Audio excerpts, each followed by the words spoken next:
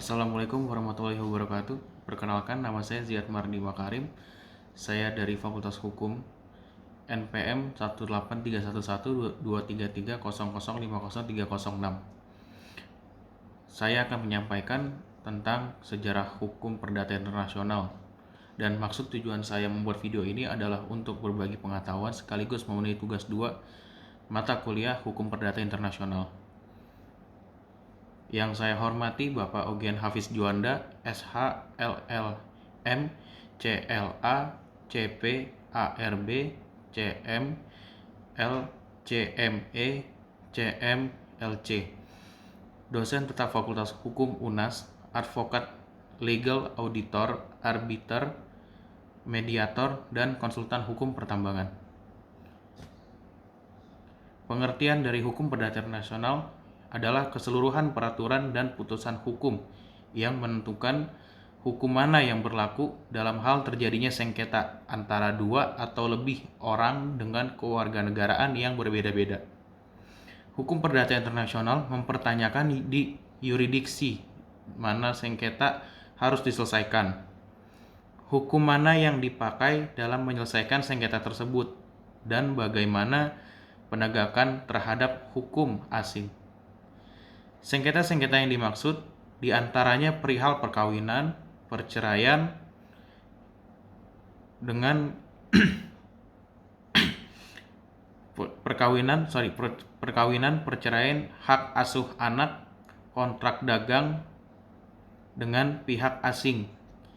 Di Indonesia, pengaturan terkait hukum perdata internasional masih mengandalkan pasal 16, 17, dan 18 Algemene Bepalingen yang merupakan peraturan dari masa kolonial dengan upaya kodifikasi dalam hukum nasional masih sebatas rancangan undang-undang di DPR. Berikut sejarah dari hukum perdata internasional. Masa Kekaisaran Romawi abad kedua hingga abad ke-6 Masehi.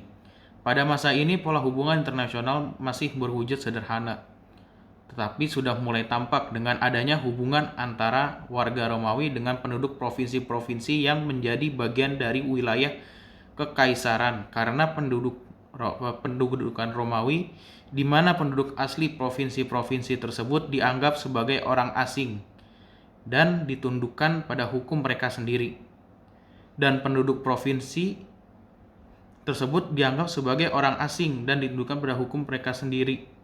Penduduk-penduduk provinsi yang berhubungan satu sama lain di dalam wilayah Kekaisaran Romawi sehingga masing-masing pihak dapat dianggap sebagai subjek hukum dari berbagai yurisdiksi yang berbeda.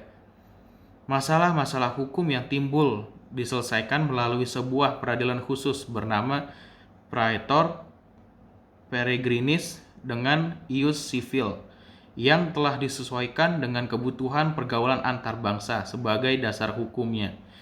Ius civil tersebut kemudian berkembang menjadi ius gentium dan terdiri atas hukum privat dan hukum publik. Ius gentium inilah cikal bakal baik hukum perdata internasional maupun hukum internasional publik. Terdapat 3 asas hukum perdata internasional yang lahir pada masa ini, yakni asas lex rei sitai atau lex situs mengatur tentang benda-benda tidak bergerak di tempat benda tersebut berada. Asas lex domisili mengatur tentang hak dan kewajiban subjek hukum berdasarkan tempat tinggalnya. Dan asas lex laci contractus mengatur tentang perjanjian-perjanjian mengikuti hukum di mana tempat pembuatannya. Masa pertumbuhan asas personal abad 6 hingga abad ke-10. Jatuhnya Kekaisaran Romawi, hukum Romawi menjadi tidak lagi berlaku dan digantikan dengan hukum adat, hukum personal, hukum keluarga, dan hukum agama yang berbeda-beda. Persoalan hukum perdata internasional lambat laun muncul tetapi tidak memiliki mekanisme penyelesaian sengketa yang jelas layaknya pada masa Kekaisaran Romawi dulu. Namun prinsip-prinsip hukum perdata internasional tumbuh berdasarkan asas genealogis yang dapat dijelaskan sebagai asas umum yang menetapkan bahwa dalam setiap proses penyelesaian sengketa hukum, hukum yang digunakan adalah hukum yang tergugat dari pihak tergugat. Penetapan kemampuan untuk membuat perjanjian bagi seseorang harus dilakukan berdasarkan hukum personal dari masing-masing pihak. Proses pewarisan harus dilangsungkan berdasarkan hukum personal dari pihak pewaris. Peralihan hak milik atas benda harus dilaksanakan sesuai dengan hukum dari pihak transferor. Penyelesaian perkara tentang perbuatan melawan hukum harus dilakukan berdasarkan hukum dari pihak pelaku perbuatan yang melanggar hukum. Dan pengesahan suatu perkawinan harus dilakukan berdasarkan hukum dari pihak suami. Pertumbuhan asas teritorial abad ke-11 dan 12. Asas genealogis semakin sulit untuk dipertahankan akibat perubahan struktur masyarakat yang semakin condong ke arah masyarakat teritorialistik di seluruh wilayah Eropa, di mana pada saat itu ada dua kubu dalam transformasi tersebut. Di Eropa Utara, feudalisme berkembang dengan hal tersebut berdampak pada hukum, yakni hukum tuan tanah yang bersifat terhadap siapapun yang berada di dalam wilayah mereka.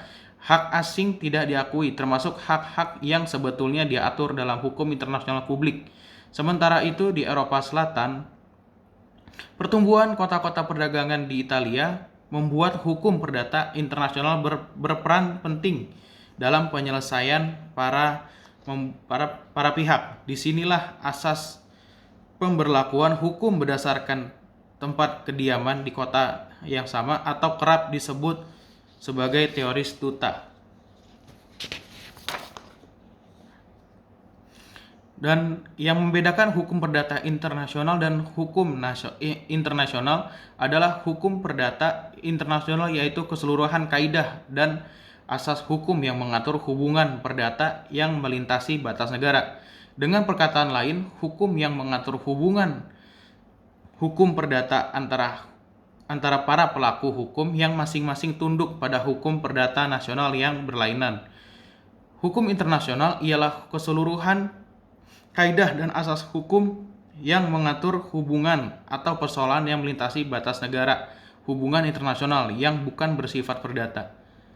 Sekian dari saya, kurang lebihnya saya mohon arahan dari dosen saya, Bapak Ugian Hafiz Juanda. Terima kasih.